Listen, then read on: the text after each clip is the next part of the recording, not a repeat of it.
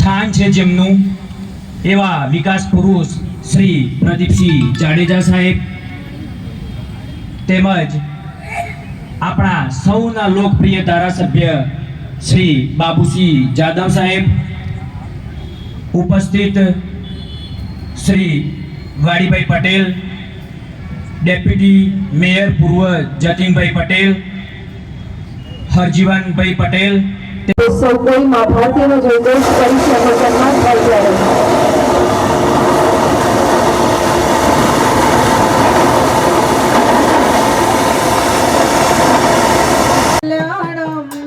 आरोग्यं धन संपदं शत्रुबुद्धि विनाशाय दीपज्योति नमोस्तुते दीपज्योति नमोस्तुते।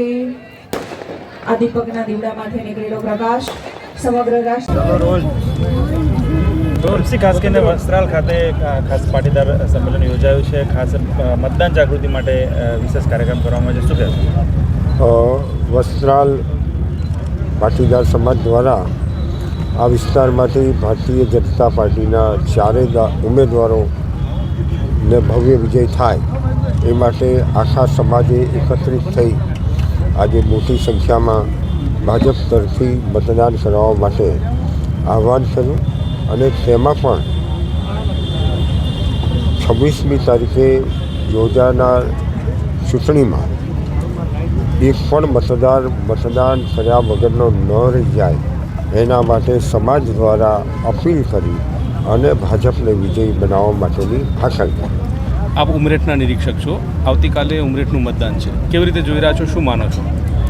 સમગ્ર ગુજરાતની અંદર ભારતીય જનતા પાર્ટીનું શાસન છેલ્લા કેટલાય વર્ષોથી ગુજરાતનો વિકાસ કરી રહ્યા છે।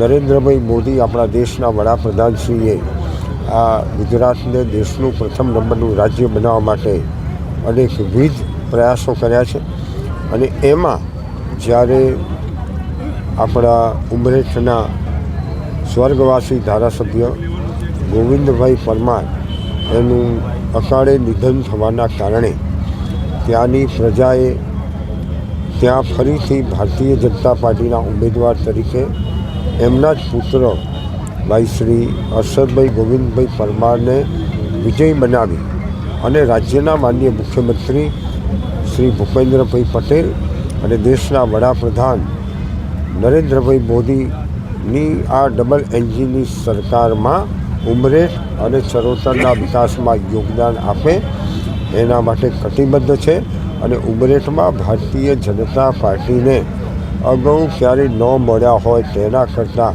વધારે લીડથી ભાજપનો વિજય થવાનો છે।